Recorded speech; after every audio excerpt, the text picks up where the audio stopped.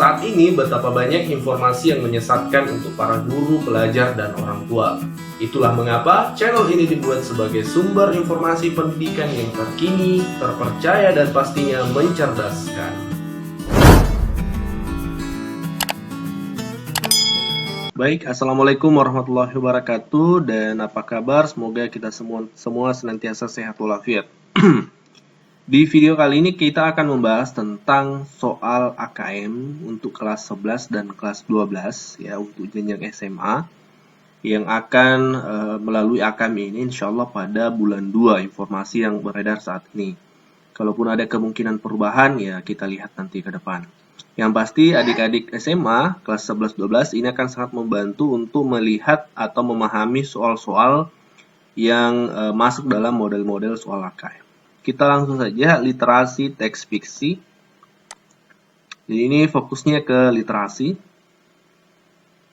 Kita buka.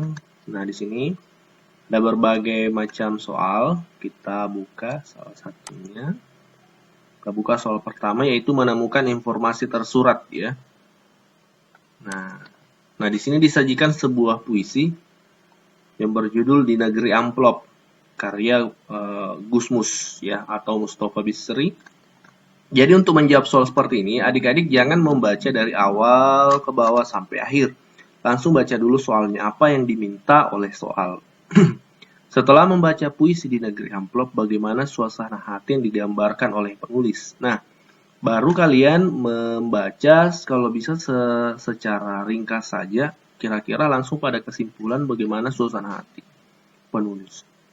Di Negeri Amplop, Aladin. Nah, kita lihat puisinya. Di Negeri Amplop, Aladin menyembunyikan lampu wasiatnya, malu Samson tersipu-sipu, rambut keramatnya ditutupi topi rapi-rapi. Ya. Amplop-amplop di Negeri Amplop mengatur dengan teratur, hal-hal yang tak teratur menjadi teratur. Hal yang teratur menjadi tak teratur, memutuskan putusan yang tak putus, membatalkan putusan yang sudah putus. Nah, di sini kita sudah bisa menarik sebuah kesimpulan sebenarnya, bahwasanya amplop-amplop ini merubah sesuatu yang baik menjadi buruk, buruk menjadi baik ya. Kita lihat di sini yang selanjutnya, amplop-amplop menguasai penguasa, mengendalikan orang-orang biasa. Amplop-amplop membebarkan dan menyembunyikan, mencairkan dan membekukan. Nah, kan seperti itu. Jadi merubah sesuatu yang baik menjadi buruk, sebaliknya juga seperti itu. Maka bisa kita simpulkan sebenarnya bahwasanya suasana hati penulis ini marah, bahagia, sedih, syahdu, optimis. Nah, kita gunakan sistem eliminasi ya. Marah, ya. Mungkinan dia marah karena yang buruk dijadikan yang baik dijadikan yang buruk oleh amplop-amplop tadi. Jadi kita simpan dulu. Bahagia. Apakah ini ungkapan bahagia atau tidak? Sedih, ya bisa jadi mengarah ke sana. Syahdu, tidak mungkin ya. Optimis, juga bukan. Maka ada dua kemungkinan, marah dan sedih. Nah, yang paling dekat ketika kita melihat puisi-puisi di atas, maka itu mengarah ke marah. Jadi nanti kita klik di sini. Oh ya, di sini ada kunci jawabannya, kita lihat. Nah, iya ya, betul ya, jawabannya adalah A, seperti itu. Jadi seperti itu, tips yang pertama, baca dulu soalnya, pahami apa yang diminta oleh pertanyaan, lalu kalian cari stimulusnya, baik itu berupa puisi ataupun teksnya. Nah, kita lanjut ke model soal yang kedua, yaitu mengidentifikasi kata kunci yang efektif untuk menemukan informasi yang relevan pada teks sastra atau teks informasi yang terus meningkat sesuai jenjangnya. Kita buka, ini tadi kita close yang pertama. Nah, masih tentang puisi Di Negeri Amplop ya. Tapi pertanyaannya berbeda. Dalam puisi tersebut terdapat banyak kata amplop yang digunakan secara berulang. Makna kata amplop yang dimaksudkan oleh penulis adalah ya. Apa maksud dari kata amplop di sini? Amplop-amplop di Negeri Amplop mengatur dengan teratur. Hal-hal yang tak teratur menjadi teratur. Hal-hal yang teratur menjadi tak teratur ya. Kita lihat opsi pertama, amplop pesan. Apakah ini amplop pesan? Sepertinya tidak mungkin ya. Sumbangan juga tidak mungkin, hadiah. Nah, bisa jadi hadiah ini merubah kayak semacam pemberian ya. Sehingga yang baik menjadi buruk, ya. Yang tadi dikatakan di sini memutuskan putusan yang tak putus, membatalkan putusan. Ya, keputusan yang sudah diputuskan bisa berubah menjadi tidak diputuskan dan sebaliknya. Bisa juga hadiah, ya. Kemudian surat, sepertinya tidak. Uang suap atau uang sogok. Nah, ada dua kemungkinan jawaban, hadiah dan uang suap.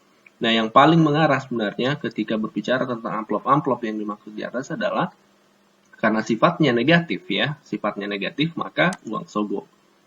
Nah, hadiah bisa jadi ketika misalnya ini konteks puisinya adalah konteks positif, maka tentu jawabannya hadiah. Karena negatif, maka jawabannya adalah uang sogok. Kita lihat, oke, betul ya, jawabannya adalah Nah, selanjutnya kita masuk ke memahami, ya, bagian memahami. Di sini ada memahami teks secara literal. Ini soalnya belum tersedia di link ini. Oh ya, adik-adik bisa membuka tes soal-soal ini, nanti kami cantumkan linknya di deskripsi. Yang ada di sini menyusun generalisasi kesimpulan umum dari hasil referensi terhadap ide-ide yang terkandung di dalam teks sastra atau teks informasi. Kita buka soalnya. Ya. Puisi Sajak Sebatang Lisong dari W.S. Rendra. Apa yang diminta di soal? Cermati potongan bait puisi berikut. Nah, menurutmu, apa maksud larik-larik dalam puisi tersebut? Kita harus berhenti membeli rumus-rumus asing. Diktat-diktat hanya boleh memberi metode, tetapi kita sendiri mesti merumuskan keadaan. Kita mesti keluar ke jalan raya, keluar ke desa-desa, mencatat sendiri semua gejala dan menghayati persoalan yang nyata. Nah, larik ini seolah-olah mengatakan kepada kita bahwasanya jangan mengandalkan mengandalkan orang lain, jangan mengandalkan orang lain, tapi kita harus berani untuk melakukan sesuatu. Di sini katakan diktat hanya boleh memberi metode, hanya memberikan kita cara. Tetapi kita sendiri yang mesti merumuskan keadaan, kita sendiri yang mesti keluar ke jalan raya. Artinya kita harus melakukan sebuah aksi. Seperti itu. Nah, opsi yang pertama, keputusan untuk mengambil langkah. Nah, bisa jadi kita simpan dulu. Keinginan untuk terus bertahan. Kemauan untuk bekerja keras. Keputusasaan dalam keadaan, ketidakinginan untuk berubah. Nah, larik ini intinya adalah optimisme, ya, optimisme. Maka yang paling dekat adalah A, keputusan untuk mengambil langkah. Kita lihat. Nah, betul jawabannya adalah A, seperti itu. Kita lanjut ke soal selanjutnya. Mengevaluasi dan merefleksi. Nah, di sini ada 3 indikator. Yang pertama belum ada soalnya.